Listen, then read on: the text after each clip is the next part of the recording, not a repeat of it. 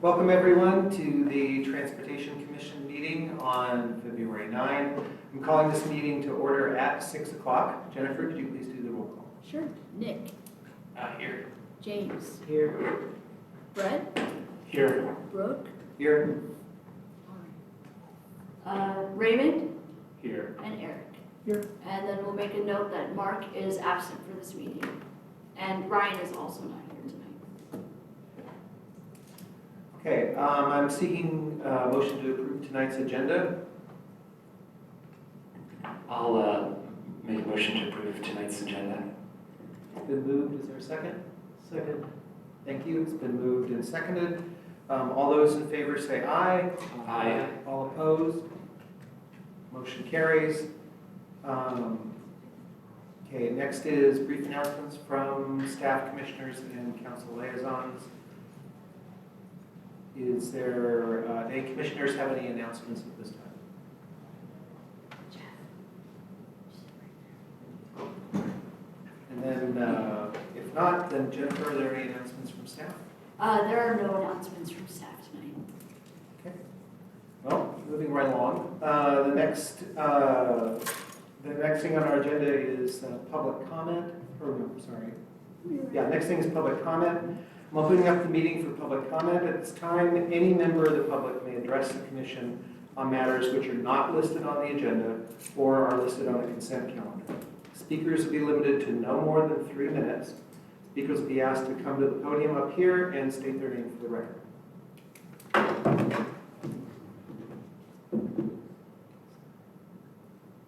I'm Earl Bassard, North Davis resident and founding member of the Davis Bicycle Commission and its succeeding 14 years.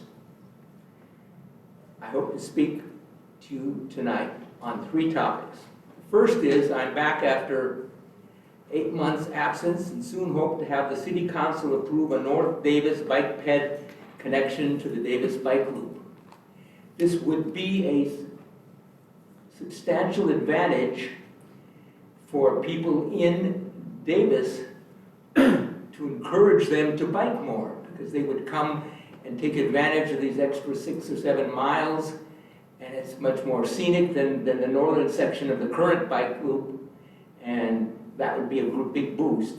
It also would attract some people in the region to come here and bicycle, and if they did that, they then might be interested in shopping in local stores, and they might even be interested in moving to Davis and having their kids attend Davis schools.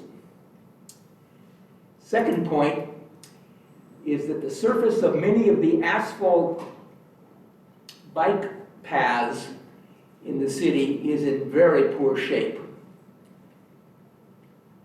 And I suggest that we should suggest to the City Council, even though the cost of concrete is high, to correct this problem by making more of the bike paths concrete, which is smooth. People can then, with a smoother concrete surface, people can rollerblade on it, children can roller skate on it, and bicycling will be safer on it. My third point is that the Davis Bike Loop should eventually have its northern section run along the channel, alongside Wild Horse, the proposed Village Farm site, and North Davis all the way to Sycamore.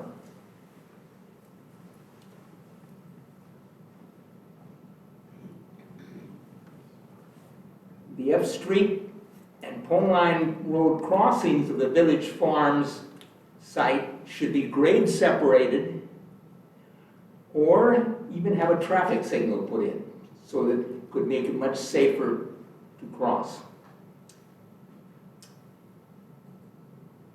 Wild Horse and the North Davis Farm sites would be a feasible location for Davis to separate bike paths,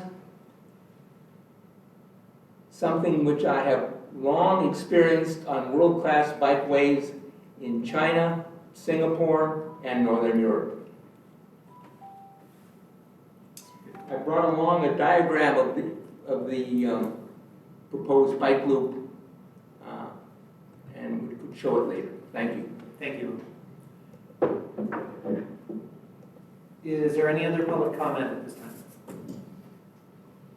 Oh, 3 minutes, good. I'm Alan Miller. Didn't really have time to collect my thoughts. It's only a couple minutes after 6. Wow. Okay. First of all, I see that Davis again won the Whoop-De-Doo Bicycle Award.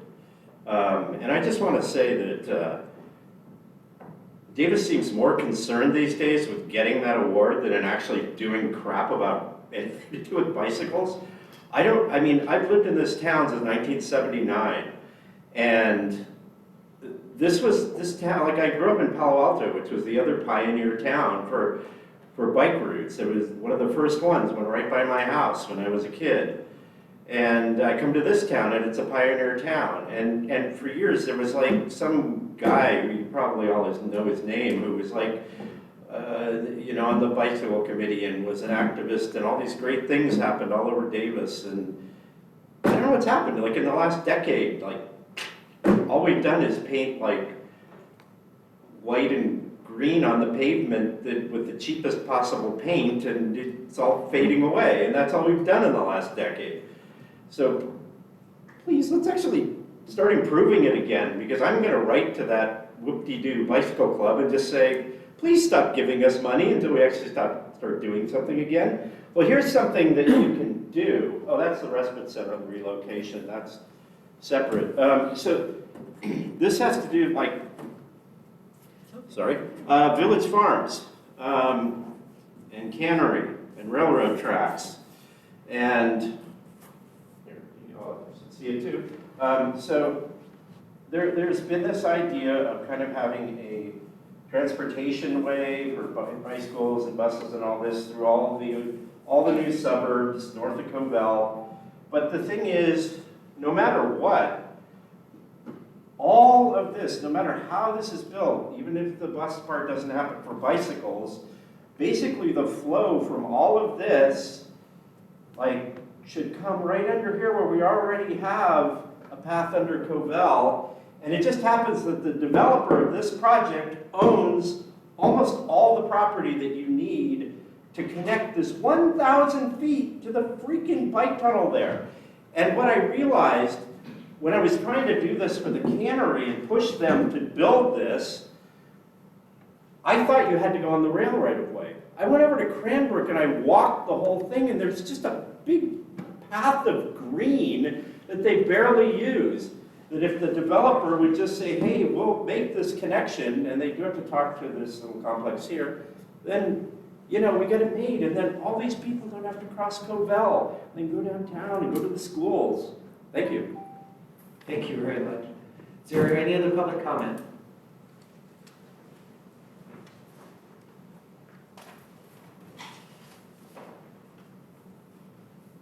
Hi, my name's Sam Brewer. I didn't come prepared with anything. I just found out about the meeting, decided to show up. I lived in Davis about 35 years, and I agree that there's more that can be done to protect and make more safe and enjoyable biking and walking in Davis. I don't feel safe walking in Davis, particularly not because of crime, but because of cars when daylight or evening. And I live in the core area, and I'm very concerned about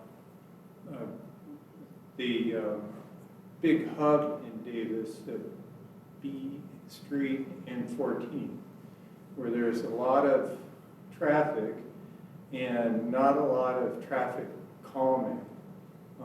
I don't think asking the police department to be there sometimes is enough. It seems like what a lot of other cities are doing is putting up physical protection can be very attractive for pedestrians and bicyclists and not too adversely affect car drivers, and actually gets people out of their cars because it's safer to walk and bike. Anyway, thank you. Thank you very much. Is there any other public comment? Okay, well, thank you all for your comments this evening, and staff has taken those down, and all of us as commissioners have taken that in, and do really appreciate your comments. Next is the consent calendar. These are items that are non-controversial and can be approved with one motion. The only thing on the consent calendar tonight is our minutes from the December 8th meeting. Is there a motion to approve the consent calendar? I move. I'll second. It's been moved and seconded to approve the consent calendar. All in favor say aye. Aye. All opposed? Motion passes unanimously. And then Nick, just a reminder, you weren't at that meeting, correct? Yeah, so I'm just abstaining. Thank you. Thank you. Okay. Can I make a brief comment? When there's public comment about items that aren't on the agenda, we're not really able to discuss them as a board up here. But there is the opportunity for our long-range calendar discussion where we can reference some of the comments that were made at the general public comment to perhaps put a future agendized item on the calendar so that we're then able to fully kind of discuss some of the things that have been brought up. I just wanted to share that with folks in case they weren't sure why, for instance, with their suggestions, Earl made some suggestions and various other ones. Our opportunity to briefly comment on whether we would like to dig in more on those will be at the end of tonight's meeting at the long-range calendar portion. Thank you, Brett. So next we'll move on to the regular agenda items. For each one of these items, we'll receive a presentation. The commissioners will have a chance to ask clarifying questions about the presentation or the staff report. Please hold all comments and discussion until after we hear public comment. Commissioners must be open to new ideas and listen to the public comment and take it in. After public comment, then we can discuss the item and provide our own comments. With that, Jennifer. I'm going to hand it over to Corey.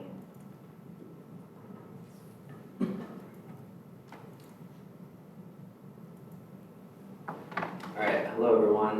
My name is Corey Frost. I'm the Active Transportation Coordinator for the City of Davis, and I'm going to be talking about Bike Index, how the city and the university use it to prevent bike theft and improve bike recovery. I'm also joined by Jeff Boucher, who's the Active Modalities Manager for UC Davis and runs their bike program.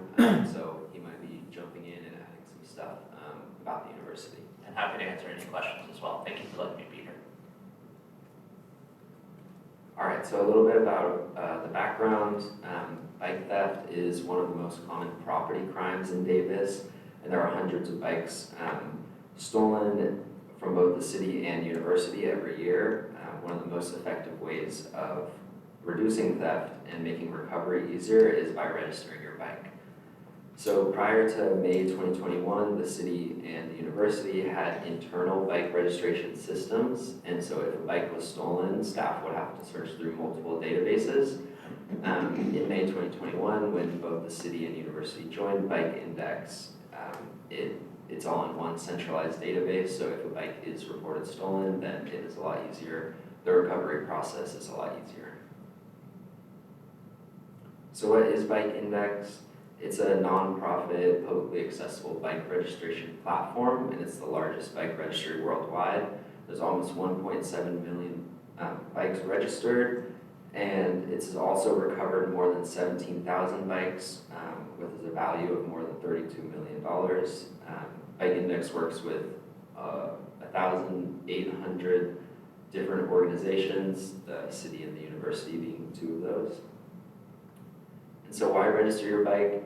The biggest thing is proof of ownership. So if your bike is stolen and it is recovered by the police, then you'll need proof of ownership. So Bike Index provides that really easily. You put in your the serial number of your bike, some details about it, like the model, the manufacturer, the color, things like that. And it makes the recovery process a lot easier. It's also really quick to register. You just put in your email and some of those details, and just like that, it's registered. So real quick how it works, like I said, it's pretty simple. You just have to put in some of those details. So it's the main one is your serial number, and then the more details you provide, the easier it is to recover. So things like the make and model of your bike. And then there's reporting your bike. So if your bike is stolen, you can easily mark it stolen through Bike Index, and that alerts the organization that your bike is registered through. And it also marks it stolen in the Bike Index database. Also, if you do find a bike that you believe to be stolen, you can also report it that way. The next step is recovering your bike. So like I said, it's a lot easier if you do have those details in Bike Index, because then when the police find your bike, they can easily track it back to you. Right, if I can slide in here, and this is one thing I really want to hyper focus on with the university side, is we do such a robust collection of abandoned bikes on campus. If they're not registered, it is almost an entirely lost hope that we're able to return the bike to someone. But if and when they have it registered, we are able to actually contact them and say, hey, we found your bike out in the lost brush. We would really like to get it back to you. Or what happens a lot is we find bikes that have been previously stolen that are then being rightfully returned to their original owner, sometimes with their City of Davis registration. There's a lot of interesting details that I'd love to share. So this is a table with our registration data through Bike Index. So the top row is the City of Davis, and the bottom is UC Davis. So the City of Davis has 2,866 registered devices. About half of those are registered with a sticker. So on the City of Davis website, you can request a sticker and we'll send you one. And it has a little number and a QR code, which helps with the recovery process. And then in the city, there is 230 reported stolen devices and 22 devices that have been returned to their owners. And then UC Davis, there is 17,546 registered devices. Once again, about half of those were registered with a sticker, 950 stolen devices, and 359 devices that were returned to their owner. And just to reflect, this is the Bike Index data going back to May of 2021. And then I think the other thing, which Jeff kind of touched on a little bit on the last slide, is so the Davis PD has returned 207 total devices to their owners, but only 22 of those devices were City of Davis registered devices. So in the case with a lot of those, they're probably registered with UC Davis because there's so much overlap with the systems. So they're all stored in one central database, but different organizations have their different portals, different like pools of registered devices. But obviously there's a lot of overlap between the two. So how does the city use Bike Index? It's a relatively passive program. There's registration links and a link to request a sticker on the city website. We also register bikes at events throughout the year. But yeah, that's for the most part what we do.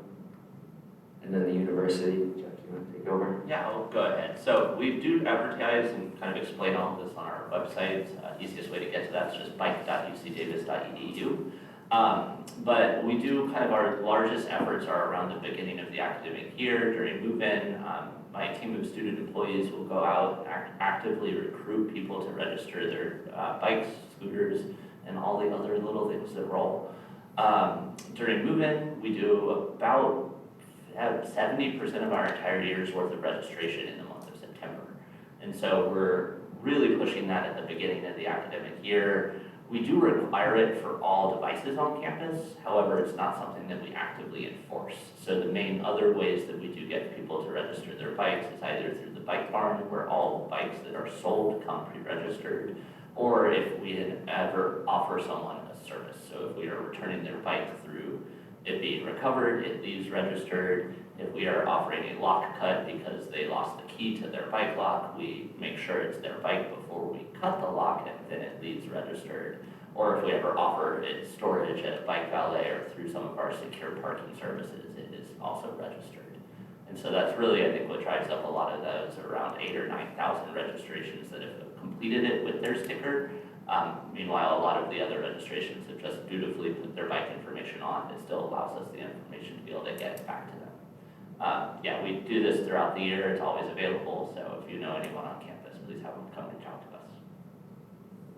I think the other thing that Jeff mentioned that's pretty cool about Bike Index is you can easily transfer ownership. So like he was saying, the Bike Barn, they register all their bikes, and then if someone purchases one of those bikes, they transfer the ownership to that person.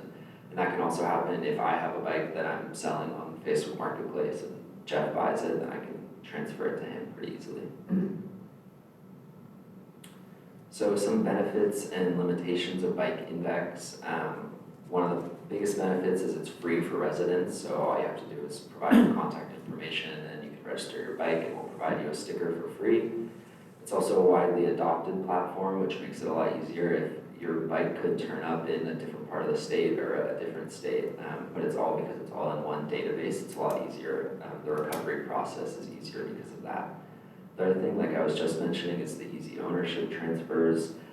And one other kind of like hidden benefit is that registered bikes are less likely to be stolen. This is because for bike theft is a pretty kind of like an opportune crime. So people just see a bike that maybe it's in a dark place, so there's not a lot of people around, and they'll try to cut the lock or do whatever they can to get it. If they do see a sticker that says it's recovered, that can be kind of just enough to like warn someone like, oh, okay, maybe I shouldn't go for this bike. I mean, it might mean they go for the bike right next to it, but if your bike is one that's registered, it's really just not worth the hassle for them, and so they'll try to get a different bike.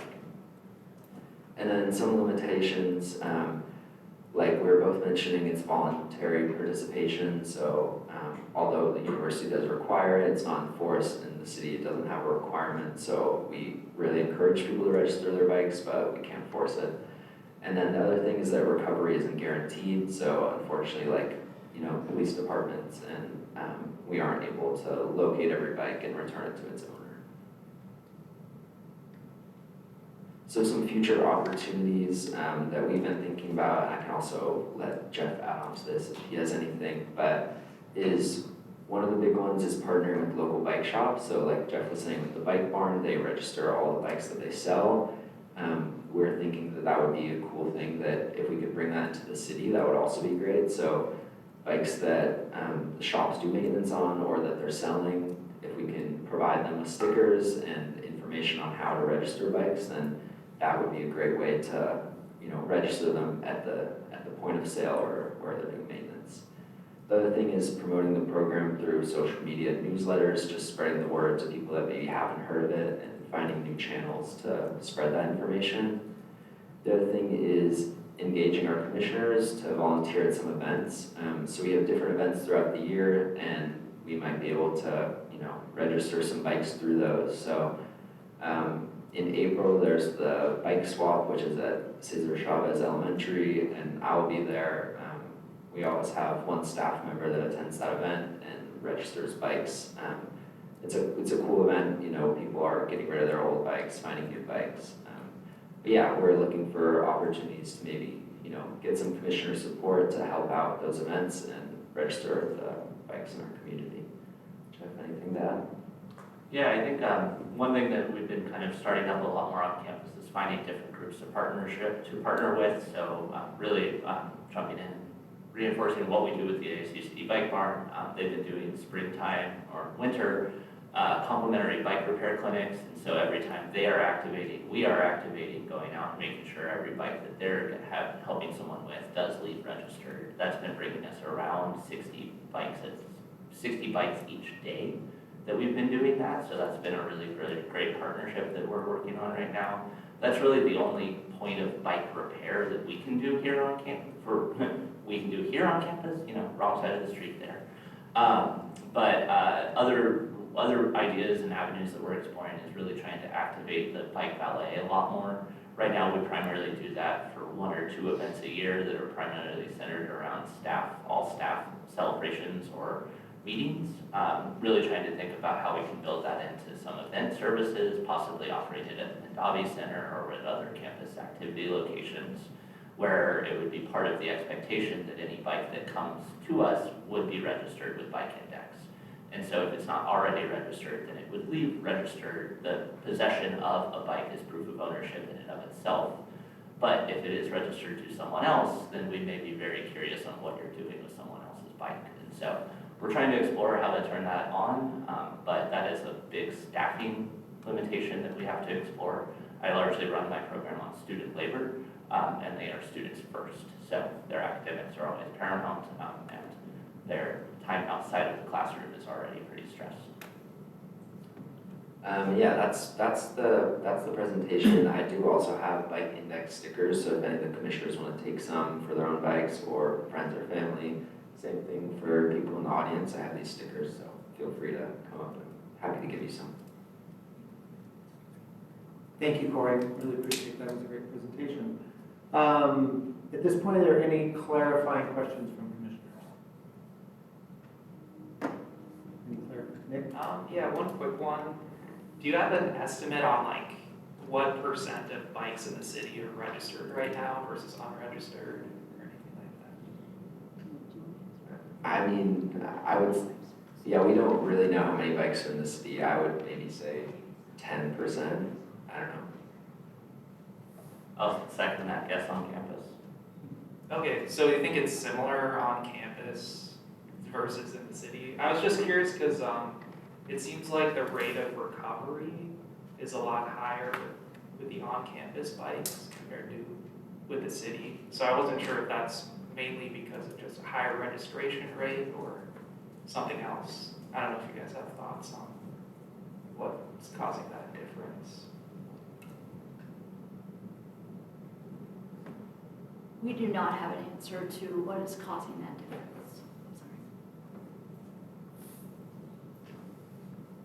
I'm sorry. I had a question, and I don't know if this is a very answerable question either, but I mean, since you started the program, have you seen any sort of trend in the number of bikes that are being stolen?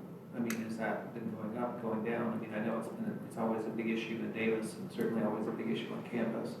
So that's a great question. We don't have, we could look into the data set before 2021, but we did not look into that for this presentation. And if there's an interest to do a deeper dive, we can do that and look into the previous data. Yeah, on campus, we do collect some bike theft data through our campus travel survey, but through sort of changes in the survey over the last few years, it's hard to trace longitudinal changes in that. I do believe for the last 2 years we have that question about have you experienced bike theft in the last 365 days. I don't have that data quickly off the top of my head, but I'm happy to advise it to staff to bring back to a meeting. Thank you. Eric? Yeah, but we're just talking about this figure. I think the answer is, I just want to clarify, is in that table you have that has the number registered in the city, yeah, that one. The stolen devices are the number of stolen devices that were registered, is that right? Or is that the number of stolen devices that have been reported? Yeah, the ones that haven't registered. So the number reported would presumably be much, or would be higher, would be a bigger number, I guess, right? So you can report your bike stolen on Bike Index without it being registered with Bike Index prior to being stolen. Okay. So if somebody wanted to report it on Bike Index as stolen and not be registered, that number would be counted.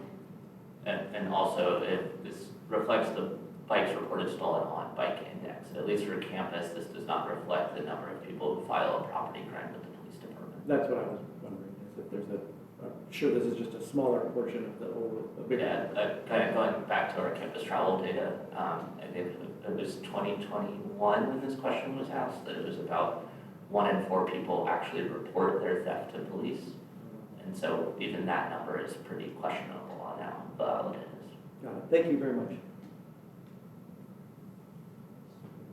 Any other clarifying questions? Okay, if not, then I'll open up for public comment. Is there any public comment on this agenda item?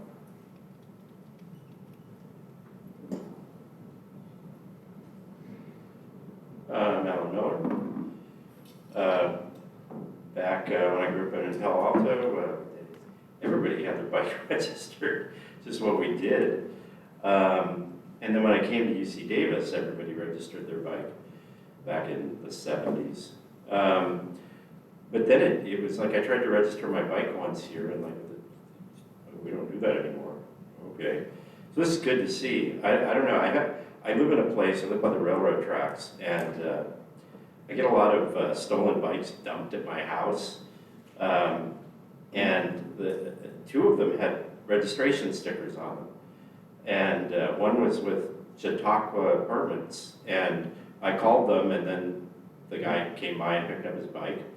And then one was with Bike Index, and I had a hell of a time trying to figure out how to use it. I mean, it was a while ago, I don't remember why. And then when I did it, it didn't, I mean, no, wasn't able to get the bike back to the person, but, so I don't know. But I mean, it's great that this is being united and all being done under one, and, you know, maybe Bike Index has got better, or maybe I just had a bad experience. But anyway, great to see. So hopefully this will become part of the culture again to register bikes.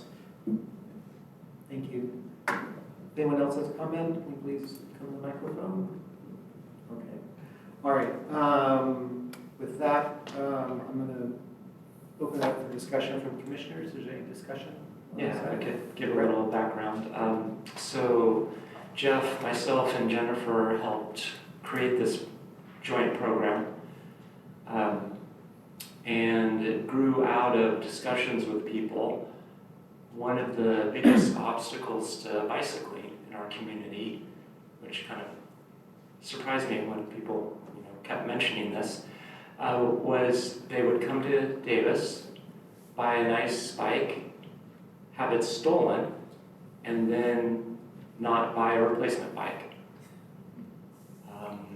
Obviously for longtime residents, we would suggest new people coming in buying, a town bike that's looks like it's 10 to 15 years old and the wheels are true and all these things, but understandably people, show up and they buy a new bike, and it can be devastating, with limited student funds. And so the question was, what can we do about it? In looking, I think Vancouver is kind of the poster child for Bike Index being very successful. We discussed this item, and in working with the police department, they would have a pickup truck with 5 bikes in back, and clearly the driver of the pickup truck was not the owner of these bicycles. But prior to an easy way of registering, most people buy their bike and ride their bike, and then if you ask them what's your serial number of your bicycle, there's no way they knew. And so the police, there's a blue Schwinn that was stolen. Well, that's not enough to hold somebody who's got 5 blue Schwinns in the back of their truck. And so their dilemma was, we know these are stolen. We know that groups come to Davis, steal a bunch of bikes, and they end up in the Bay Area at flea markets being sold or on Craigslist. But there's nothing they can do, even when they stop the vehicle and essentially catch the person. And so for the city of Davis, it's free, and on the campus, it's a nominal charge, but it has some enhanced benefits. Just to correct, we have suspended that fee collection for the last 2 years, and hope to maintain that. Oh, nice. So one of the things, if Corey holds up one of the stickers, it's got a QR code. So many of us, we probably in the last day or so, have walked by a bike that's been dumped in the bushes with the QR code, and I'm not sure what happened with Alan. You can take your smartphone, use your photo app, go click on the QR code, and it'll take you to Bike Index, and it will let you know whether that bike is stolen. And if so, you're able to say, hey, I see the bike, this bike, it's at 3rd and A, and it will transmit that information. Whereas prior to this, we walk by a bike and go, I wonder whose that is. But if we see that sticker, it's very easy to get that bike back to its owner when we see it abandoned. So there are a lot of really good benefits. And there was an initial kind of surge of enthusiasm on the city side Jennifer and myself went to elementary schools, Montgomery, North Davis Elementary, a few other places, and had these sort of bike registration events where volunteers would come. And, things happen, we get a little distracted, and so I think this is really an opportunity to reinvigorate this program. And what we've been told by the police department is if we reach a critical mass, let's just say 75% of the bikes in Davis are registered, we're no longer an easy spot for people to come, scoop up 20 bikes, and then head back to wherever they're coming from, just because it's too problematic, because the chance of them being stopped and then, we are able to easily prove that these bikes are stolen, it just changes the equation for people. Anyway, that's just a little bit of background. But I think ultimately it's a really excellent program, but we do need wider adoption really to gain the community-wide benefits.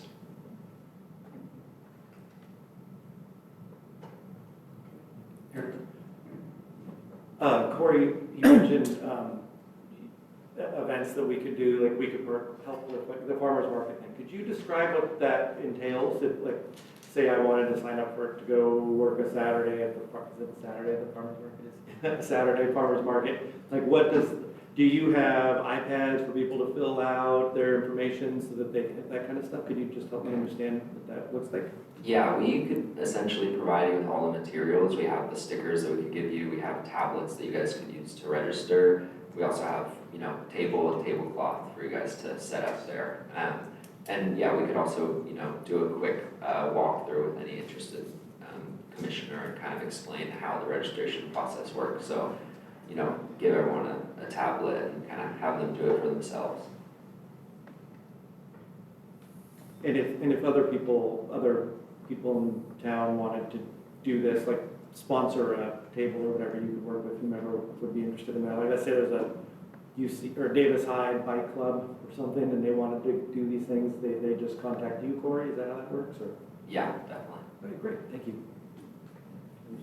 Well, I just wanted to add, just so a very active person in this was Maria from the bike campaign. She was very active in the first few years of that, so I didn't want to leave her out in terms of that initial push for these registration efforts.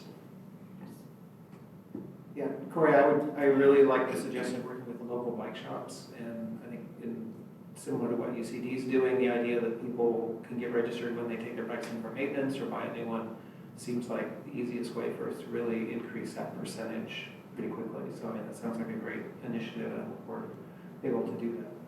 Any other comments from commissioners? If not, we'll go ahead and close this item. Thank you very much for that presentation. It's very helpful, and hopefully we'll be getting a lot more bikes registered here soon. Hopefully our audience will be picking up their stickers tonight and registering their bikes on their way home.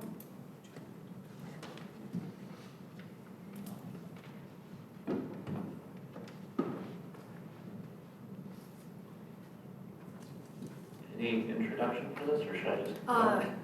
Brooke is going to introduce Oh, you, and sorry. then I'm going Yeah, to no worries. introduce you. So yes, our next item on here, sorry, blanked out. UC Davis update on local road safety plan, moving forward together. And Jeffrey, I think this is your item. Thank you very much. So yes, I'm here and joined by my colleague Robert Pattison, here to kind of talk about this effort that we've been leading on campus through the last 2 years. I believe I fixed the QR code here, so if people do want to follow along and make comments on the presentation, this is part of our public outreach that we've been doing. Really excited to be here with you all tonight. So, is there a clicker? Can I borrow it? Thank you. So just a real quick agenda of how we hope to go over the presentation today. We want to go over what has this effort been that we are calling Moving Forward Together. What is it? What are some of the concepts that we're moving forward on and exploring? And then what else should we consider doing to promote safety improvements for transportation? This is really specifically focused on campus, but I believe everyone in the room knows city and campus are fairly well intertwined in how we function. So a lot of these do relate to our shared corridors or the connections on the campus side of those corridors. So Robert is probably, I'd say, the primary manager for a lot of this grant effort. He's been leading a lot of the work from his office at the Campus Planning and Sustainability. I'm co-conspirator of him. This is our campus team who's been working on it, as well as some of our external consulting team with Parent Peers. We have had a larger stakeholder committee that's included the city staff I'm sharing the table with today. So they've seen this presentation or a version of it and participated a lot in the guidance of how this project has moved forward. So kind of largely, why are we doing this? So it doesn't take too long of a legacy in Davis to see that transportation is rapidly changing. I think the most novel thing that we're seeing is the incredible growth of electric transportation. The number of e-bikes and e-scooters that are on campus right now are very, very surprising numbers compared to where we were just 2 or 3 years ago. The campus has continued to grow. We've been growing a lot in the last 10 years. I think we've met almost all of our growth plan. However, there's always the opportunity that we may be growing more. But a lot of that growth was planned for back in 2009 when we last did a bicycle and transit network study. So things have changed a lot in 2009. We had a lot of this identified in our 2018 long-range development plan. But we really started to see a big change in how the campus is starting to move and what we're hoping to be able to do to improve how everyone can do so safely. And largely, we wanted to get this local road safety plan done so that we could be qualified to get certain strategic pots of money through grants. So the program is going to focus on pretty much these 3 main buckets. Infrastructure, the big spend, the big projects, pouring concrete and putting new things into the built environment. We're also talking about some policy and programs that would be applicable to the transportation ecosystem on campus. We have a little bit of all of this in the presentation that we're going over. And so infrastructure, we're talking largely about multimodal improvements. So those are the areas where bikes and other heavier road users mix. Roundabouts or signals. We obviously have a large amount of campus that's dedicated to walking and biking. And also we want to nod to our transit users. And so we're really trying to stack these with the logos as the hierarchy. Walking first, then biking, and then transit riders, really taking a nod to no matter how you get around, you are a pedestrian at some point of your journey. So we started this back in fall of 2024, actually a little bit earlier than that, but that's when the project officially launched. We've been doing a lot of community outreach throughout this whole effort. We've been collecting data from official data sources on campus, throughout public surveys that we've been facilitating. We have an administrative plan that we are really excited to be circulating soon, and we've come up with a draft policy that will be part of that outreach. Forget if that's in there or not. Yeah, it's in that plan. It's like a dense 150 pages of document. So what's next though is us actually hoping to get feedback from people on this, and we are putting those into various easy to use things via a GIS story map. We're exploring how to host an open house, and that will really be the final draft phase of folks that look at what we're hoping to do, and that's really a quick preview of what we're going to be going over today. What we're doing on campus with that is then using it to think about how we can prioritize projects and bring them into concept designs and get them move forward towards construction, and strategically how we can then consider their eligibility for grant funds.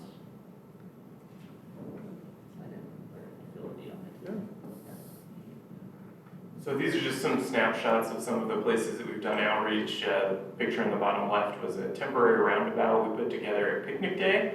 Not the most perfect day on campus to experiment with bicycling infrastructure, because it's like 95% of the people are walking around.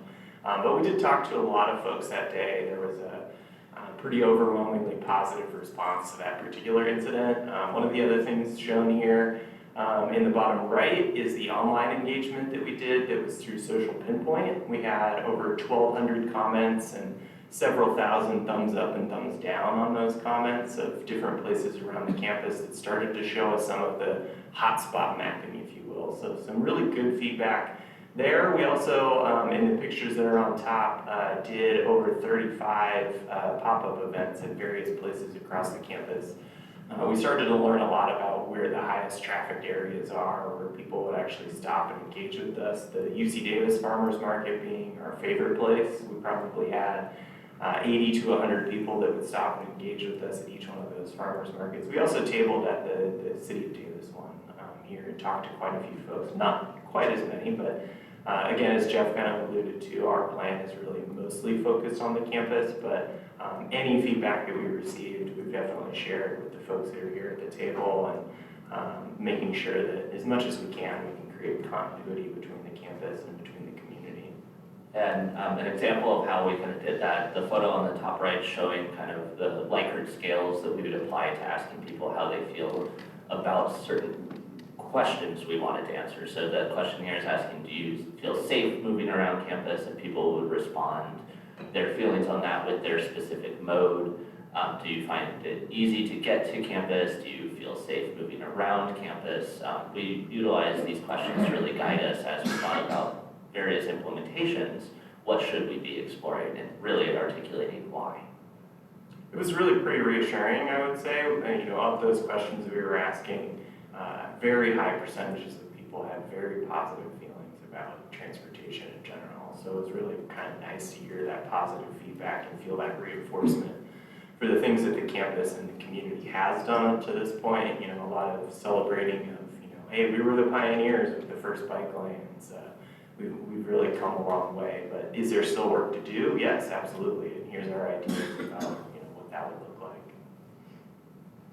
Yeah, and so as we've kind of marched forward through this project and through a lot of that online social pinpoint tool and our conversations we've had for the last 2 years with various community members, we're starting to articulate out some of the various infrastructure improvements we're wanting to do. So what's being shown here are some of the pedestrian improvements that we're exploring.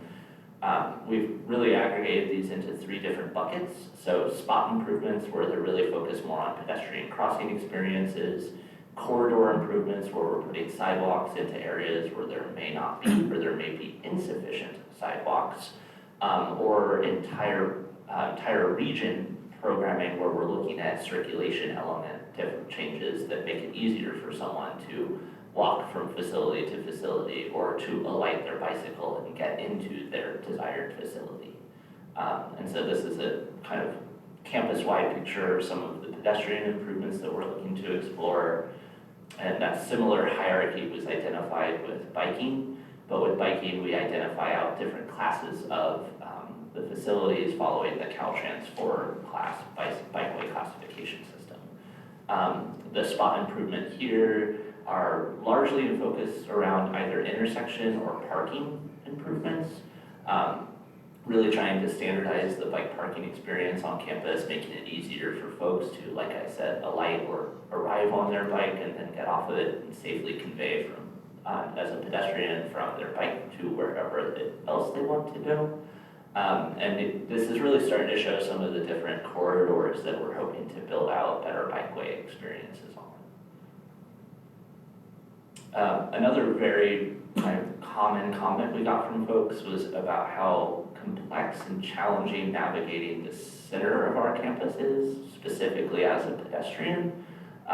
For those who may not spend a lot of time on campus, Hutchinson Drive is the primary corridor that moves across our campus from Old Davis Road into West Village.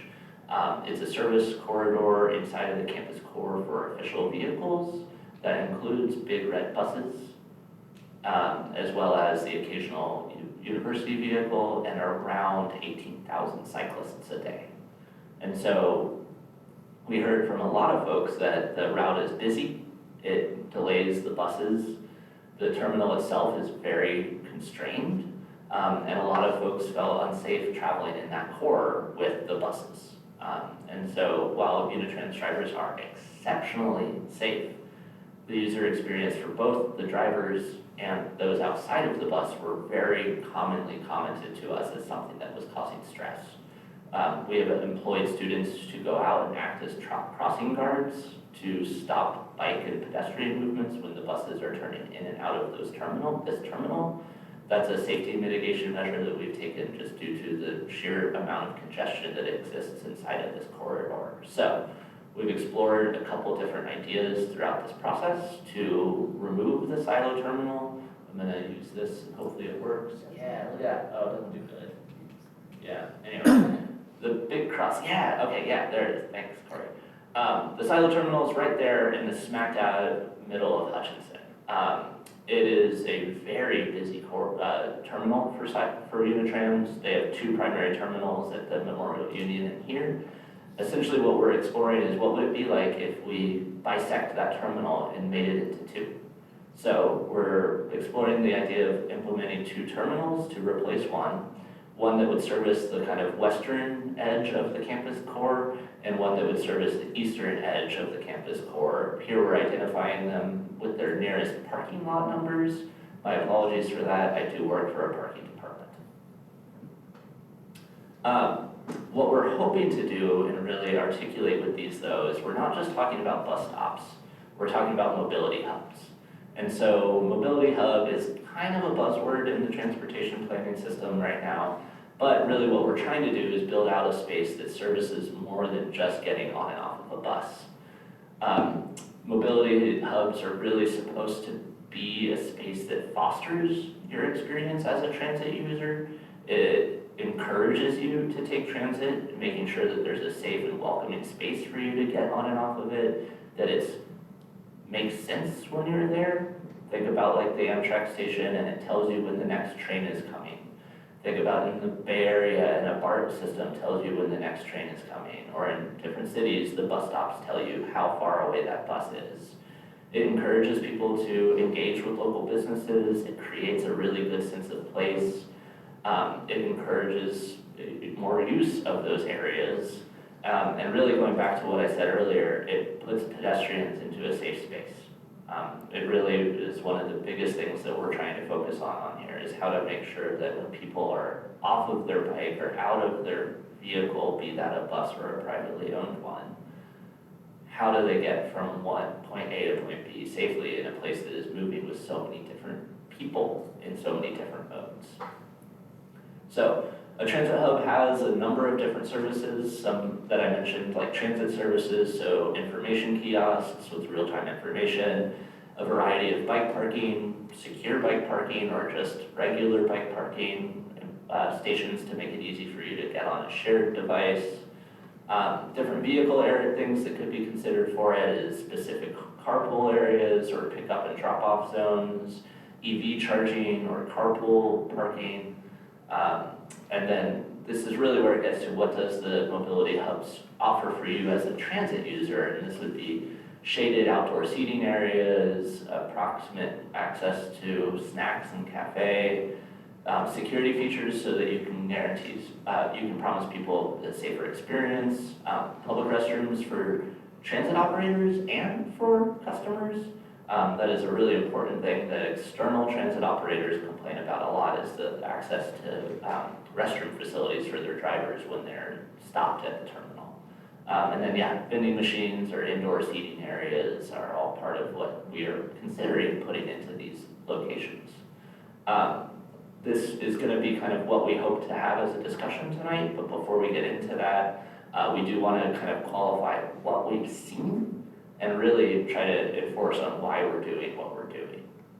And so we have seen a large increase over the last year or two of collisions on campus. I think a lot of this has to do with the growth of e-devices, as the number of e-devices has increased about at the same rate as the number of collisions. And so these are coming out of our campus data sets, largely through our fire and police data or through our student health and counseling services intake data that identifies the numbers of monthly incidents over the last few years. Really that huge spike in fall and spring October, everyone's new. April, everyone's out. And then through our police department, we get data about really speed is the primary reason people are getting hurt. And this really goes into why we're looking at corridor level safety improvements to try to slow folks down. As I said, the type of incidents, it's pretty quick to see. E-devices are measurably different than non-E-devices. And so this is just 2 years of data. Again, we've had some survey problems to make more than 2 years of data for certain questions. But this is really kind of showing that huge explosion in e-scooter collisions. That's something that we're seeing a lot of on campus, sadly, is people falling off their e-scooters. And when the police respond to it, it's almost guaranteed at this point that it's an unsafe speed issue. My wife was on campus today and she was sharing with me that she saw 2 on her 5-minute walk to the car, 2 solo scooter, one that the fire department had responded to. So it's, I mean, you can't walk for more than 5 or 10 minutes without seeing something like that, or someone with their headphones on going too fast. It's anecdotally really a problem. And then to kind of talk about some of the programs that we already have on campus, we have education programs that include our helmet and light giveaway programs. We have safe driving training that's required for anyone who operates a campus vehicle. We have enforcement programs for both parking and for traffic. We have various mitigation and monitoring programs that gather a lot of the data that we are able to share with you. And then we have programs in our emergency departments, the fire and police obviously, but also this special team called Health 34 that are fully medically trained emergency responders that are able to help with mental and physical health crises. We do annual programs to kind of focus on the campus lighting experience and what I mentioned earlier with those crossing guards at the silo terminal. We officially call that a traffic ambassador program. Those same students we train for that will also go out and control traffic during large ingress or egress events, i.e. picnic day or large sporting events. One other thing just to add that we just started recently is a safety corridor program. We had our first one last Tuesday, and we're planning to do it for the rest of February on Tuesday mornings, collaborating with the police department, transportation services, and the student affairs group, and going out to specific locations that we've mapped out through our hotspot mapping, and actually trying to see if we can have conversations with folks that are moving around that are breaking the law, and letting them know what that behavior is, and that might be something that incurs a citation in the future. So campus leadership is talking about moving in that direction, but the first step is us being out there and hoping to get the awareness up for folks about what laws do apply to you when you're rolling around campus. I think we ended up being able to have conversations with about 50 people in the hour that we were out there last Tuesday. So it is kind of published on our transportation services website what location we're going to be at. It's almost like a DUI checkpoint that you notify people about in advance. We're really hoping to educate people and kind of start changing the culture on campus of yielding, going slow, taking care of each other. Yeah, the novelness of that is kind of why traffic's in italics here, because it's so new. When we last made this deck, it wasn't out yet. So some of the other things that we're hoping to kind of do as we continue through this project is, again, the safety corridor pilot. That was a question when we last put this together. We're talking with students across campus about can they give us their own private testimonial about their injury experience or something that they witnessed. Can we explore making some kind of traffic safety education a requirement? The safety corridor pilot will continue throughout the end of this month. We hope to continue doing outreach like we've done for this grant. Probably not as year-round as Robert and I have been doing for 2 years straight, but probably every year, really trying to think around move-in or spring. May is Bike Month. What can we do to really try to keep people thinking about continuous improvement? I think this is the end of the deck that ignores that appendix slides, but really where we are with the plan right now is the safety corridors. Here's an example of the handout that we're giving to people when we catch them riding with two folks on a scooter or riding with headphones or riding in the wrong way against traffic. We will be circulating the draft plan. I hope if we can share that with city staff, it can at least get shared with the commissioners so that y'all can have your eyes on it too. There's going to be an executive summary and an ArcGIS story map. Those will be probably the most user-friendly places for someone to be able to view this draft plan, but we'll be releasing all 100+ pages of the draft plan for those who really like the technical documents.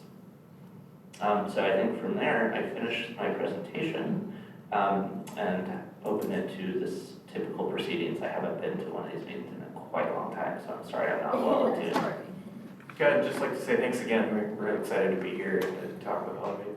Oh, thank you very much. Appreciate the presentation and all the information on this. And with that, I guess the first thing we'll do is have clarifying questions from commissioners.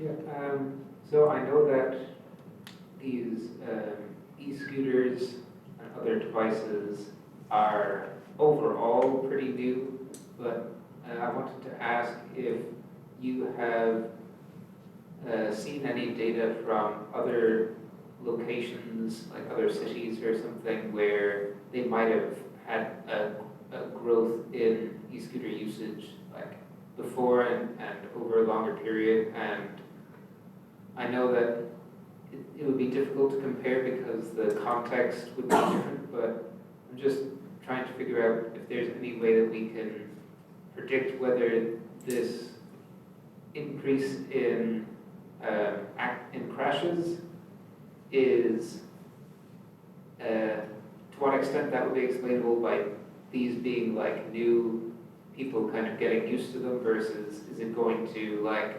potentially, are the number of crashes going to potentially come down on their own over a certain time? I sure hope they do.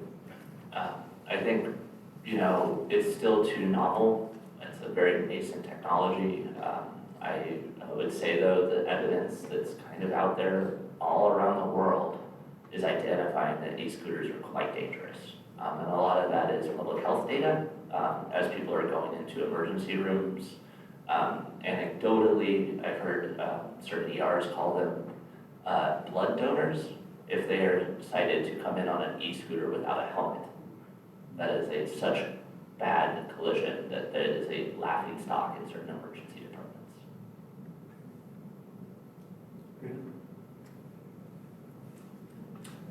I'm looking at the appendices and, Which one? well, the collision slides. Yeah, I just had one question about it. That very dense pinpoint right there, although I have somewhat of an idea of what's going on there. Can you point at which intersection that might be? Oh, it's the next slide. Yeah, the next slide. It's LaRue and Orchard. Yes. Do you, can you tell me a bit about the nature of the collisions at that intersection? So there's a little bit of an anomaly with this slide in that it relies on the correct codification by police or fire for where a collision has occurred. And so while we know there is a pretty decent hotspot at that intersection, we believe that there's a few hotspots on this map that maybe look a little denser than they should be. That one I do think might be a little falsely high due to the way that they code collisions that are emergency responses that happen at the ARC. But that intersection does have some various kind of safety concerns that campus will hopefully be mitigating as we go through some safety improvements that we're doing to the parking lot that will support safer bike movements from what's now named Blue Ridge Road into the ARC Plaza and throughout that whole experience. That's a project we're hoping to actualize this coming summer, but construction is a hard thing to promise, so don't hold me to that, please. Yeah, there's a lot of good data that's reflected in this hotspot mapping. One of the other examples is that the police department and fire department building also shows up as a hotspot, and I think that's just because they use that as a default for when they responded to some of the incidents. So 525 Clyber Hall Drive. yeah, that's one of the things that we are really excited about as we've gone through this process of streamlining and getting better data collection from our police department. It's been a very wonderful collaboration with them. So I think that data and specifically the GPS coordinates of where these incidents are happening is only going to get better for us as we go forward. But yeah, we don't think that there's a huge amount of incidents in the field that the cheer camps use. It's just a little off as to where that's happening. Other clarifying questions from commissioners? Okay, if there's no more clarifying questions, is there any public comment on this agenda item? Hi, Trish Price with Bike Davis. A couple of things that I noticed, and maybe it goes without saying these days, but I didn't hear the mention of social media in the outreach portion of the presentation at all. So I just wanted to mention that. And then another thing, I understand scooters are dangerous and they're new and people are a little uncertain about what to do with them, but they are getting people out of single occupancy vehicles. And so I think it's a fine line. We want to walk a fine line between banning them and, you know, really encouraging people. We would like to make sure that people are getting out of their motorized vehicles, and scooters are an option, and education, I think, is a great opportunity. We have an opportunity here to meet a couple of different goals. So hopefully we'll continue to walk that line and not lean too far on this is just too dangerous and scary for us. Thanks. Thank you. Is there any other public comment on this item? Alan Miller. I'm glad there's a plan moving forward like this. Scooters are a really serious issue as far as safety. And I don't want to see them banned either, because I agree we need last mile alternatives. You know, I have learned, there's two things I've had to learn. One is when I see a bicycle coming, I no longer assume it's going 15 miles an hour, because I've pulled out at night and I see that light coming and it's already like right on top of me. Oh, it's going 30 miles an hour. And then I was on campus the other day and I looked to make a left turn. There's no scooters. I start turning and somehow two scooters appeared. I don't even know where they came from, but they were, coming right up on me. There's a real problem with differential in speed there. And I'm a transportation planner, and I've been racking my head trying to figure out how we solve this problem. And I don't know. We can't set up an entire transportation system for scooters. But why do they always pass you on the right? That's just insane, because you're supposed to pass on the left if you're going faster. Anyway, as far as the mobility hubs go, when you're on a bus and you turn into a mobility hub and you wind through the mobility hub, unless it's a terminal, it is just so maddening. And so I suggest designing the mobility hubs parallel to the route, because it would be really nice to have a bus that goes from West Davis through the campus, out the other side of the Amtrak station, up into the northern suburbs, up F Street, and out into all the new suburbs. And that bus should keep moving. So if your mobility hub is not a terminal, build it parallel so you just pull off and you pull right back on again. On Hutchinson, there has to be like a dedicated way over the freeway there. You have it to the north, but to get out to all those, it just doesn't feel safe, and especially where the cars get onto the freeway. A couple of pet peeves, those lights that come on just after you pass them at night. Like, there are systems that will turn the light on and turn the next couple of 100 feet on for you so that your path is lit instead of the light coming on and blinding you as you go under it. And then on the quad, please make one of those two paths next to the MU a bike path that you can bike across. That's a 40-year pet peeve. Thank you. Thank you, Don.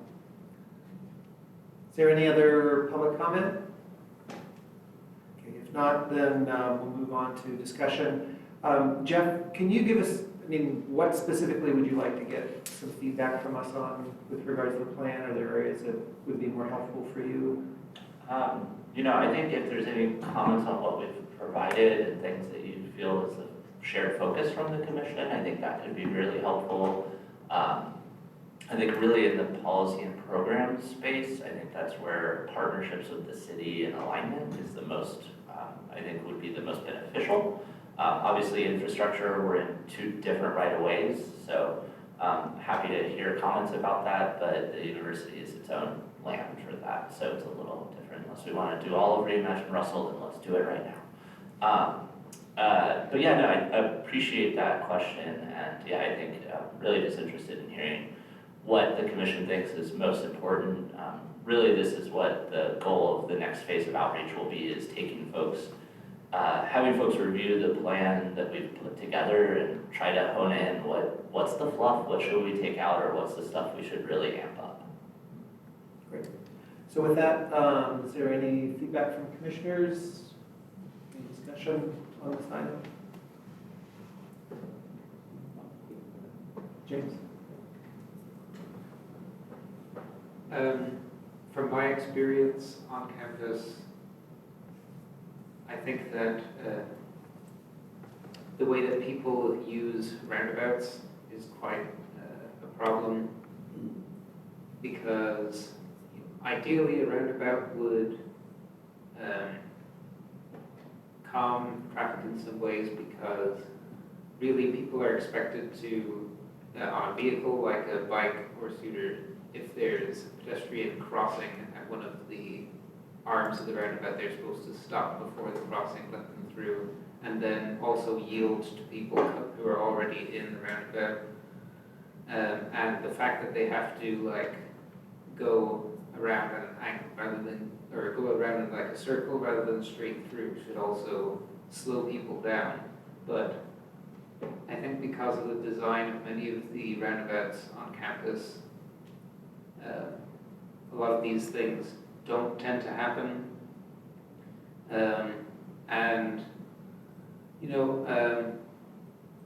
I'd like to hear if you have any specific ideas that I don't think were mentioned in the presentation, about specifically what might be done with the design of the roundabouts.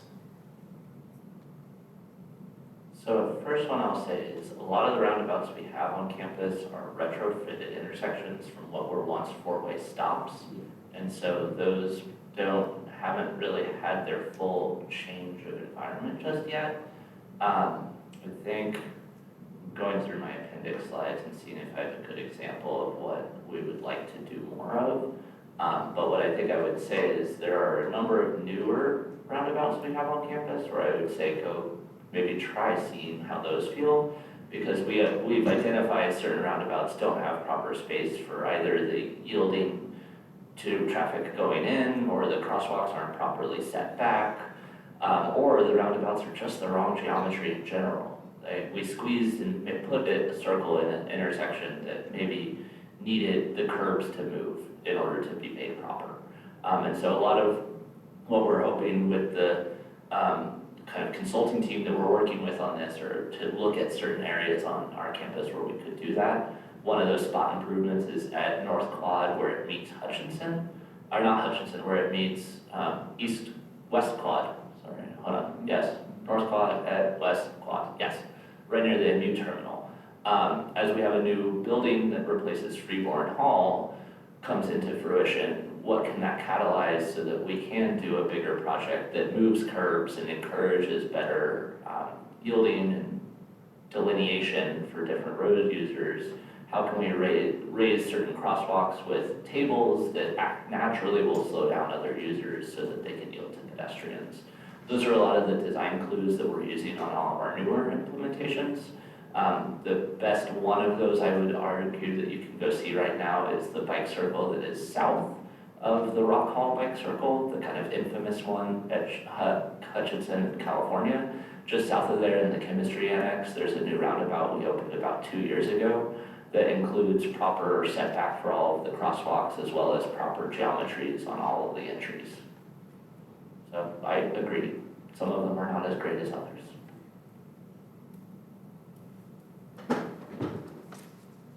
Brandon? Just a couple of quick comments. On the mobility hub, I know it looks very conceptual right now, and I hope that you would be able to develop that a bit more. My familiarity with mobility hubs is more so at urban railway stations where there's a lot of multimodal transfers, just like a buzz activity. If there's a bit more development as to objectives and performance metrics, whether there really would be a lot of that multimodal, transferability at the hub. I mean, that's something to really look into, especially when you're considering the exact locations, the attributes of mobility hub, so that we're not just looking to create a nice transit center. We're looking to really promote various forms of mobility. As for the Unitrans silo replacement, especially the eastern Old Davis Road location that's proposed. I mean, it definitely relieves pressure off of Hutchinson, but it potentially, as you can imagine, creates potential congestion issues around that area, as you can see with some signals there. As you're aware, Unitrans is going through a bit of a comprehensive operational analysis right now, so some of these bus routes may not, be going to the silo.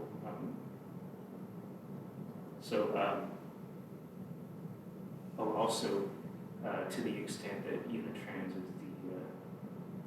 is going to be the project lead, there's, especially on the edge of Old Davis Road next to the city, there's some potential, Title VI issues that you might want to, or that Unitrans should probably consider as that project concept, further develops.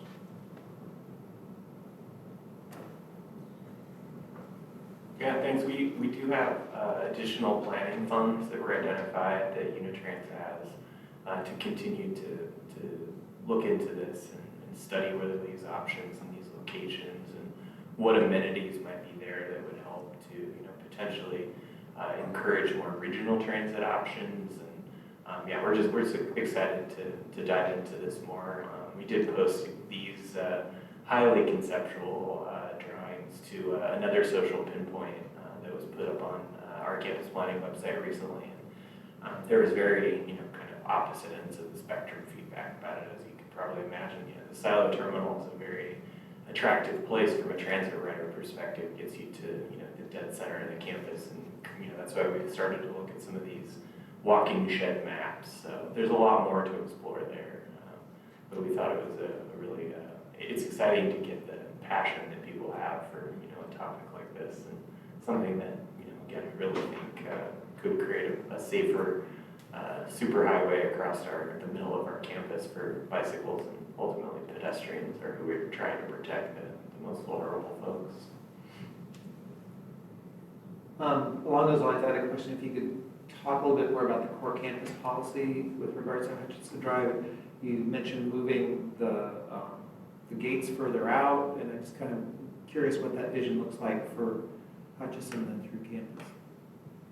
Yeah, I can lead with this, and then I'll probably tag my campus planning partner to finish it. But there's kind of a multitude of different things that we want to talk about, that we talk about when we talk about the campus core access. So from my department side, that's the vehicular access and the parking inside of the campus core.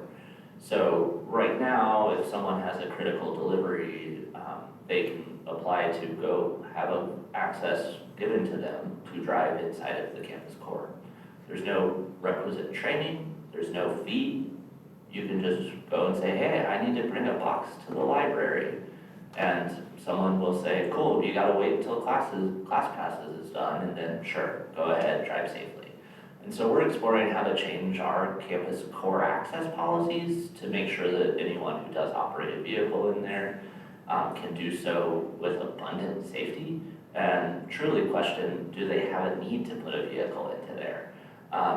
Obviously, the university has a business that it operates. It maintains all of that real estate. It provides all of the meals to students. It's a very busy business center. And so how can we make sure that the folks who are going into those areas are A, trained properly, B, have the correct routing promised to them and taught to them, and C, really explain the expectations for them should they go into that area. And we're really looking at that as a parking question because it's, I work for transportation services, we're well known as a parking department. But really it's ultimately how do vehicles go into that area and where do they get parked when they do so? I think that's a big part of making sure that it's safe for everyone else who's not in those vehicles to get around in there. And then I'll queue up Robert with the photos that we have here, but we want campus to be park-like. We want folks to feel safe spending time there, to walk around there. So we have a couple example photos that we put onto this slide deck kind of showing different campuses from around the US where they've done classification of some of their major campus corridors. I'll kind of tease out a competitive friend of UC Davis's, Stanford, I think does a really great job of applying plaza level thinking to their campus that still provides vehicular access, but in a very tightly controlled space. Yeah, you'll see this in our plan. We talk a lot about eliciting joy. That is one of the big goals for us in terms of making the campus a beautiful place where you can ride your bicycle or you can walk under the shade of trees, and see the beautiful landscapes, to be able to sit on the quad or wherever you want to be at to study or just enjoy a beautiful spring day. So I think it's a great, I'm glad you bring this up. I think really the core campus policy is so broad, it is something that we actually submitted a follow-up grant to Caltrans to look at that in more detail. And one of the very exciting things related to this is our wonderful supply chain folks are working really hard to do last mile delivery on our campus. So they've had contracts right now with one of our biggest vendors that delivers lab supplies, Fisher Scientific, to do all of their last mile delivery. So they do a one truck concept where it goes out full, it comes back full. It's our drivers, our staff that are familiar with the campus, and that's just one of the things that I think is really going to impact how the core campus access policy will evolve over time. Conversations are also happening right now with Amazon as to how we can strategically eliminate different sectors of the campus that they're doing deliveries to, so that we can then again have our people that are trained do those deliveries and map out specific freight corridors where the bigger vehicles will only drive during these times of the day, only on these specific approved routes, and preferably by, again, our own folks. But yeah, I think we would like to expand the campus core where it is now, if it makes sense, from a logistics perspective, and if it's going to increase the safety and make people, feel more joy and be able to move around the campus in a safer way. It's a positive. Great, thank you. Brett? So I have a question for Jennifer. On the slides of collisions, electrified scooter, non-electrified, unknown, things like that. Do you know if the city of Davis is currently capturing that level of detail? And if not, I think it would be nice if our data collection were in alignment with the campus's data collection. Sure, I know that we've had discussions with our City of Davis PD, Police Department, about differentiating between bicycle and scooter and electrified or not electrified. I do not think right now that it is classified and collecting that level of detail, but I will talk with John Ranger and Ryan about that tomorrow. Yeah, I mean, just, as we look at these trends, it could be helpful as we, the campus has a somewhat unique environment in terms of that infrastructure. There is this closed core, essentially, but for what we're dealing with, the shared use paths and various other things, this type of information can be useful. From your perspective, how could the city be of assistance as you move forward and implement your plan? Now, the slide that you had left kind of ended with kind of the little brochure that you hand out, Campus Speed 15. Coincidentally, we just had a reasonable, we'll call lengthy discussion around what should our shared use path speed limit be, and we landed on 15 miles per hour, if I recollect. It seems like many of these safe riding reminders and prohibited behaviors are similar across boundaries. Would have to check, but a coherent messaging program. So I think, I don't know what the latest statistic is, but you need to tell somebody 715 times before it actually registers. Perhaps the campus doing the first 450 and we do our 300 on top of that, so that there is just this general community-wide understanding of, I'll just digress a little bit, it's only a 15-second digression, but I see the people with the big headphones and they're just zooming and they're just focused straight ahead, and it's just like, oh my gosh, this is gonna be bad at some point. And I like the idea of, a single earbud is okay, but not just helping people understand. So I think there could be a real value in us having a cohesive, shared outreach program, because everyone can benefit from these reminders. I could say something about that. Something that we recently did was the new bike map, and it was a UC Davis and City Davis bike map, so it's a collaborative project, and it includes safety messages on the back side. And we worked together on what those safety messages were, how to write them, and how each of us are impacted, or the rules on campus versus the rules within the city for different things. So, and we have collaborated on light events and other events like Loopalooza as well. And there is absolutely room for more collaboration. And we've talked about that as a part of this process to create that collaboration and thinking more holistically about it being a community. And I think that when the City of Davis starts our active transportation plan, and this plan is kind of coming to a conclusion, it's a real opportunity to kind of enhance that and kind of thinking more about the community and thinking about programming as a community. So there's room to expand, but there's also some work that has already been done.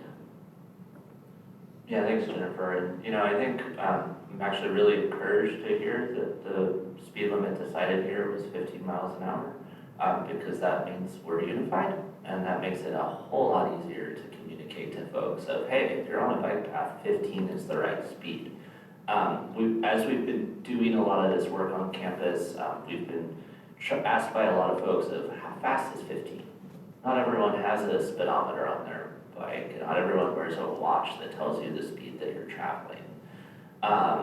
And so one kind of fun thing that I think I'd impart to everyone here is we can control the spin devices, and they don't go more than 15. So if you ever see someone on a scooter going faster than a spin scooter, they're going too fast. And this is actually one of the biggest reasons when we advocated to bring spin into our market, we really pushed for it, was we already saw this speed problem happening with e-devices. I'll just point out e-scooters. They're still largely unregulated, and you can buy an e-scooter that goes at very unsafe speed. Legally, you can buy it. You're not allowed to operate it over 15 miles an hour. Now, please don't go drive your Ferrari 110 miles an hour. Thank you. So we understand there's a lot of work to do in the policy, capital P policy side of this. And locally, we at least have this unified 15 mile an hour policy that I think can really start to push people's behavior into the right avenue. Great. Any other comments, feedback from commissioners? Oh, sorry. And just, are you done, Brett? Okay, thank you guys. Thank you guys. Actually, another thing you could tell someone who they're asking how fast 15 miles an hour is, ask them to imagine running a 4-minute mile, because that's how fast it is. Like, it's pretty fast. I don't know if anyone out there has run fast, but that's fast. You watch the people, the professionals running on, in the Olympics, and they're moving, right? I mean, so if you feel like you're riding your scooter faster than you can run, you're probably riding it too fast. Anyway. So, two quick things. One is, have you explored both of these things relate to what I hope we can spend more time on in the city overall, is the idea, and you don't talk about it a lot, but just separating, like fully separating the electric powered vehicles from the bike and pedestrian spaces. Like maybe if you're on an e-bike or an e-scooter, you go on an alley behind the buildings instead of down I'm not hugely experienced with UC Davis campus, but are there places, you could say, these are the corridors where these types of vehicles can be in, and they're not on the same corridor as the busy walking ways and others? Yeah, I think the kind of ethics that we really apply to it is we want to make the design speed for our bike corridors 15. That's neither really fast nor slow. I think the primary thing that we're looking at is how to make sure people who are not moving at the speed of traffic, which is 12 to 15 miles an hour, that they are safe to be somewhere else. And so that's largely separating pedestrians away from our bikeways. On campus, we call a lot of things bike paths, but in the reality, they're shared use paths. And I think in the city of Davis, we call our bike paths we call our shared use paths bike paths as well. And so I think really trying to get more folks to understand when you're on a bike path, it's not 15, it's probably 8 or 10, especially if it's busy. But if you're on a bike-only road, essentially, or a bike highway is what they kind of function as, that's where you can probably get closer to that 13, 14, 15 miles an hour. I'm a bit of a dork and I record every single ride I do via my Garmin wristband. I never go over 13 miles an hour on campus. Never, ever, ever. That's probably because A1, I'm like the dude there to advocate for it to be done safely. But also it's totally unsafe to do it. And that's probably that I'm a lot older than an undergraduate student and I have a different risk calculus. But I do think that really imploring folks the whole, we need to keep each other safe. Safety is a shared responsibility. And I think Robert's picked up, I said this a long time ago, but we want to instill a culture of yield. Really getting down to the roundabout design and how can the roundabout force someone to yield. We don't want that to just be something we do with our infrastructure, but I really want that to be something we do with our culture. I like that. That's really interesting. Thank you. So the broader question or thought, I feel like you guys are doing a great job. The 3 E's they talk about. I know they've expanded on this, but basically, when I was in the legislature and we were trying to pass legislation, requiring speed limits for electric skateboards, and, you know, whether you wear a helmet, you have to wear a helmet, or you could be 15 for this one, but you can be 12 for that one, and I mean, it's a mess, and I apologize to everybody. I did my best to help make it not a mess, but the 3 E's, you know, you guys are talking a lot about engineering, you're doing, you know, the roundabouts and the, you know, the raised sidewalks to make it a little harder to go faster, I like all that, and then the education, I mean, you guys are out there talking to people a lot, that's awesome. The enforcement is always, I mean, since I can remember working on bills related to this, the hard thing for me. And I know you guys did the safety corridor thing where you stood out there and talked to people who were willing to stop rolling by you. But that, you know, like for example, the 2 earbuds thing. I mean, I know it's state law that you're not supposed to be able to bike with 2 headphones in. People do it all the time, and it'd be pretty. It's just hard to. It's really hard to enforce anyway.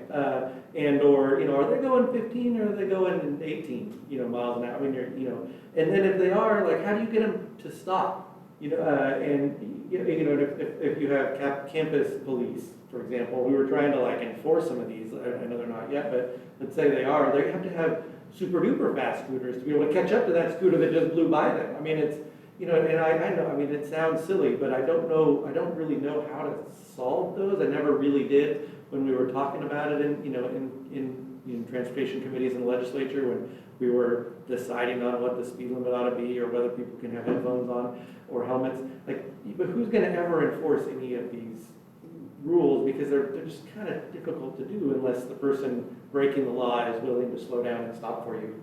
And so, you know, I know this is going to be a bigger problem in the city. So what is the campus thinking beyond the, you know, the polite safety corridor conversations at the intersections that you guys had yesterday or today or whatever it was?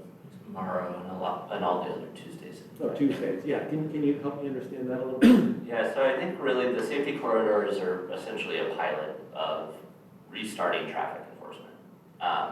The kind of campus leadership I cannot speak for, but this was approved to move forward as an initial step towards what more should we be doing. And so the kind of current place that we're in is to go out and say, hey, can you stop? And here's a little handout. And I've been out, so I don't know if we're gonna get little wacky, wild, inflatable guys or be spinning a sign that says, you did something dumb. You know, you gotta be a little fun to get the attention sometimes.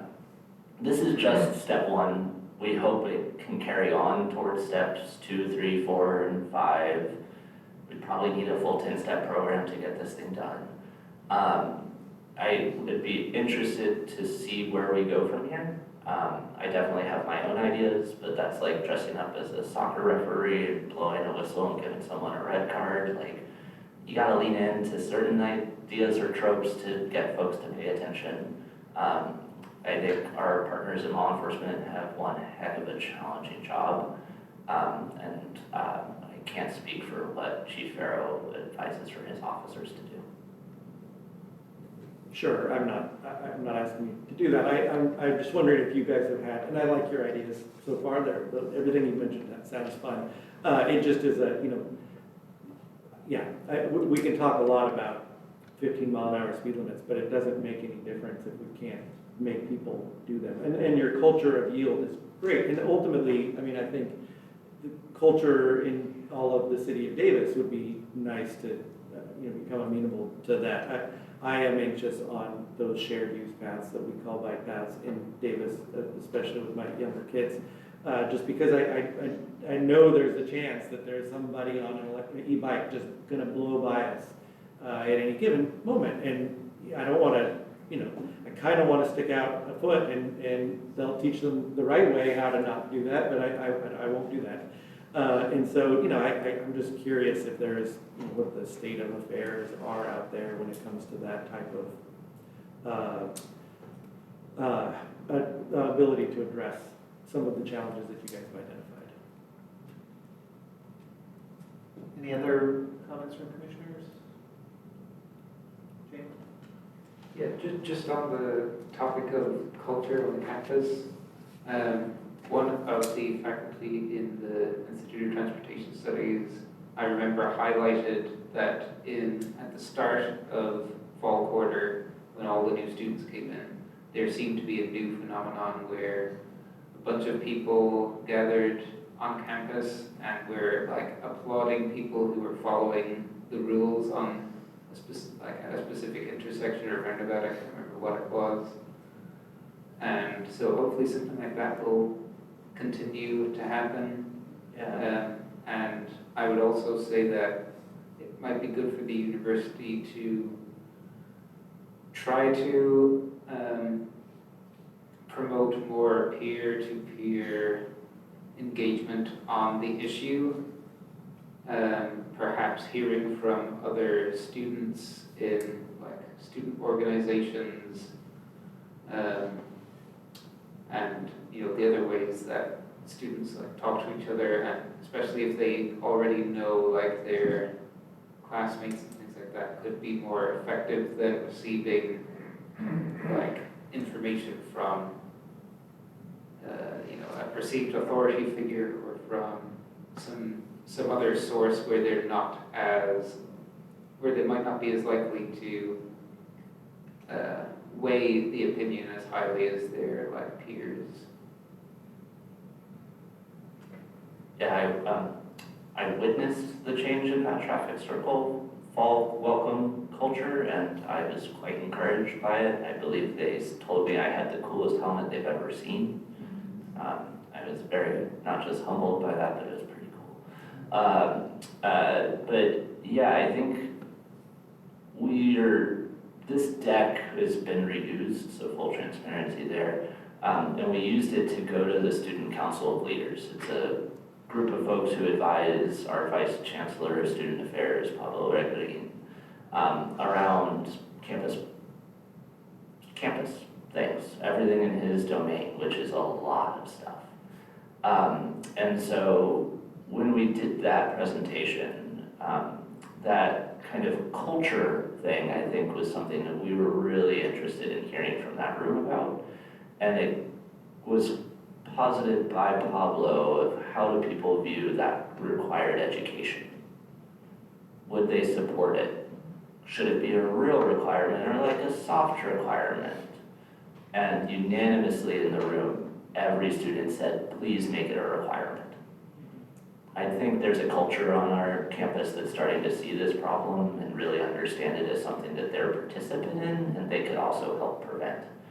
And so, we asked that group of, hey, do you have stories? We have had meetings with students, we're having meetings with students to get their stories out from them. We've talked about, can it go into the Aggie Reader, or where can it go? That those stories can be best conveyed so that folks can really start to pay attention to it and really understand if and why we say, no, you must do Traffic Safety 101 before you come to campus. Really articulate to them why we're making them do Traffic Safety 101. And it's not going to be something that we hope is just about biking. It's about driving, it's about biking, walking, rolling, and really it's about how you safely travel the world. It's a life skill that we're hoping to really start to instill into our students. I just had one more thing. On the topic of designing the core campus around, I think you said like plaza principles. I've just been thinking that, so a challenge is that we want students to be able to travel through campus to get to their classes and things by bike and other micromobility at a reasonable speed that they feel like they can make it in time. At the same time, then like an issue often occurs where it's all well and good when pedestrians and people on faster mobility devices are separated, but there are always points where one crosses over into the other. And so there's some evidence that when you have like a shared use area that has a lot of pedestrians, then people on like bikes or other devices tend to travel much slower anyway because they don't feel like this is my road that I'm going at my speed, and they have to navigate through a whole bunch of people, and that kind of thing could happen in like a plaza more so than other regions. And so I was just wondering if you have identified the like corridors of campus that would be more the areas where we want to facilitate people going faster on their bike to get somewhere, and then other parts of campus that might be more amenable to making it like so that you can attract more people walking there, and then that would be a safer place for pedestrians. Yeah, thank you. Yeah, I brought this over to kind of the bike network slide that we presented earlier to kind of at least highlight one area that has been part of our conversation. So the points between B4 and B7 is the plaza in front of Shields Library. This is a point of bike through traffic that kind of ends them onto a dead end where they have to go one of two ways on Hutch. It doesn't service through traffic very well, and so we're exploring how can we possibly close it and make that into a bicycle parking landing area and then pedestrian mixing zone. How can we explore really changing the experience for folks as they go from the dining area to the library and then up to the coffee house? Really trying to identify primary walking paths that we do want to do this kind of work on. And I would invite anyone here, if you want to get a good view of what it should look like, is go stand on the steps of Shields Library and look straight out of the building. You'll see a straight shot corridor there that is the pedestrian plazas that we want to evoke. And we're largely just doing that with pavers and plants.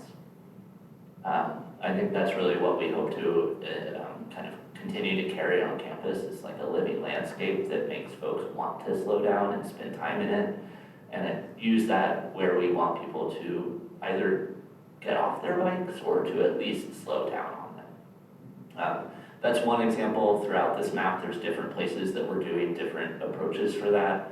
A lot of what we're looking for on these is how we can build basically transitionary spaces where bikes become vehicles or bikes become pedestrians. I use bicycles are chameleon as a thing that I say, is because they can be both pedestrian and vehicular if they need to be.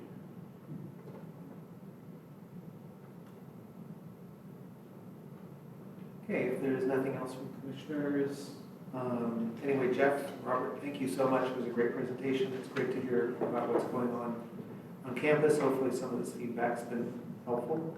I really enjoyed hearing what some of the future plans are there. So that ends our regular items. The next item is our task calendar.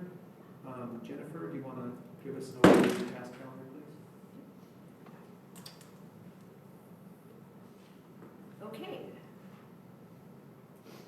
Oh, yeah, sorry, I was just capturing my thoughts. Okay, so in March, we're going to be bringing the 2025 General Plan Update, Task 9 Preliminary Land Use and Mobility Concept Plan to you.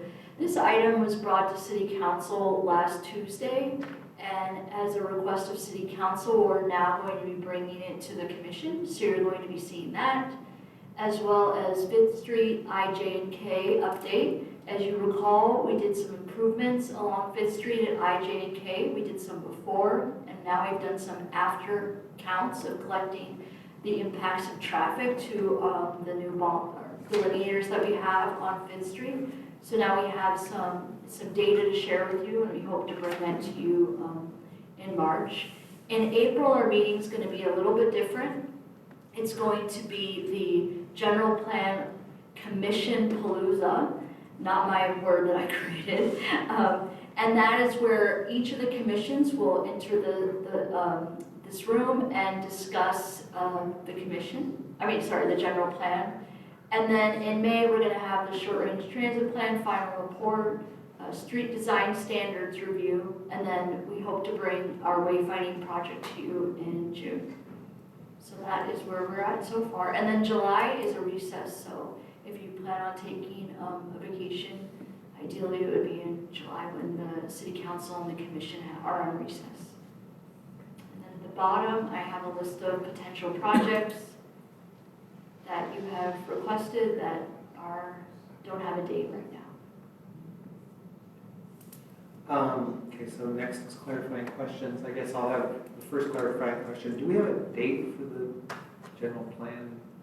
It's going to be the same day as our commission meeting. The same day as our Yeah, and the request would be that all commissioners would attend that meeting. Any other clarifying questions? Yes, Greg.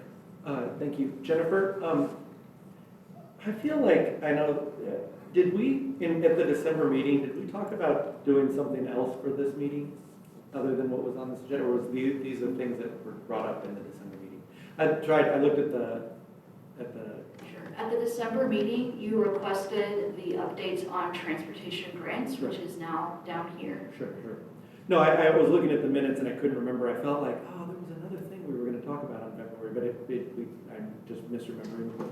That's totally fine. That was my main question. Yeah, in February, we only had the bike index item and then we added the UC Davis local road safety plan. Okay, thank you. Raymond, did you? No, I thought I recalled you talking about updates on certain projects. I think that'll be later. Yeah, which is the updates on transportation grants. Are there other clarifying questions? We'll have discussion later. Okay, if there's no more clarifying questions, is there any public comment on the task calendar?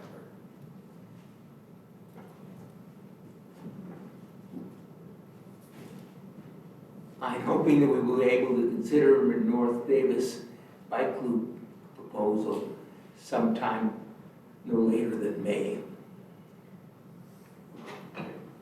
Thank you.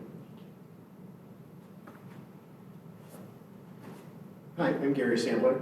I'm hoping that there can be an update on the 5th Street refurbishment from Cantrell to L Street. Is that in that list of grants? Yes, Gary. Okay, thank you.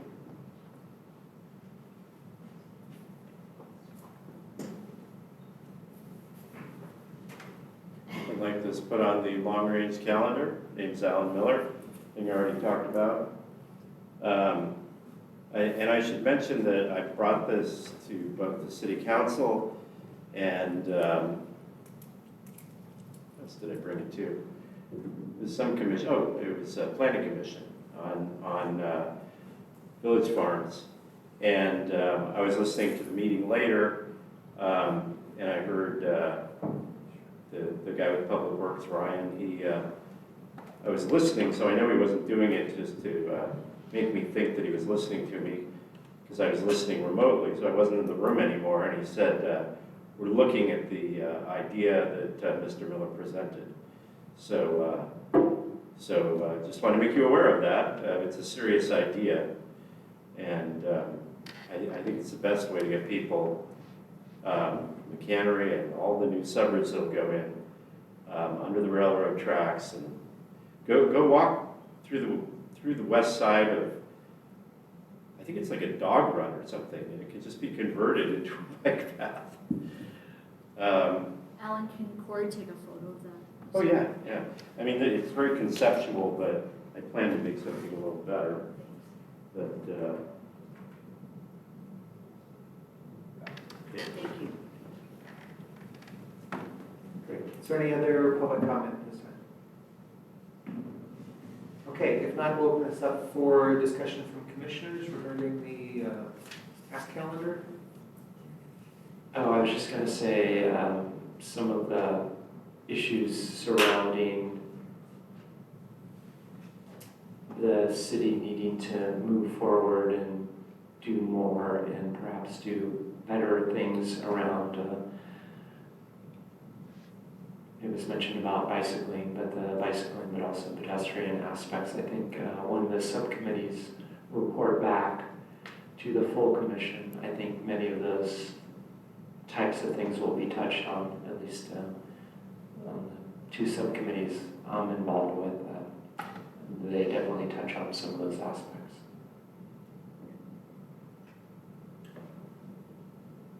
I guess I just kind of echo that. I do think we're kind of reaching a point where a lot of people are concerned and very aware of the condition of a lot of shared use paths, bike paths, bike facilities. I know personally I've seen more and more deterioration, not only just in the physical aspects of it, but also the maintenance aspects of it. Having gone through several sets of tires right now, from driving over glass, it seems to always be in the various bike lanes. That, yeah, I would like to see us at some point address that, whether that's under, and I know the issue really boils down to funding. So whether that's under the grants or under our long-range projects, you know, the city's project list. Yeah, I think it's definitely something that is going to need to be addressed, because I think it's kind of reaching a critical point. Okay. So I will talk with Ryan about bringing an item about maintenance and city funding to you guys, and we can discuss that. And then Earl had brought up about the North Davis Bike Loop. Is that, I'm guessing that is going to be part of the discussions overall, and I think also the other one about the North Covell circulation as part of when we look at the general plan update and the implementation of those projects north of Covell. I think that's going to come with the active transportation plan, actually, not necessarily the general plan. Right now, the city has a finite amount of money to complete our existing wayfinding project, which is primarily around the existing bike loop. There are opportunities to plan additional bike loops as the city develops, and thinking more holistically about that north corridor of Davis, like Earl was suggesting, not necessarily just north of the North Covell neighborhood, but thinking about the Village Farms area, and as new developments potentially come on board, and doing a bigger bike loop. And Earl and I and Ryan have had several discussions about the proposal of the bike loop that he's proposing. And right now, it's not a priority of our transportation program. We're focusing our attention right now on our existing wayfinding project, but I really think there's an opportunity in the active transportation plan to incorporate some of that future development. Thank you. Any other discussion from commissioners regarding the task calendar? Okay.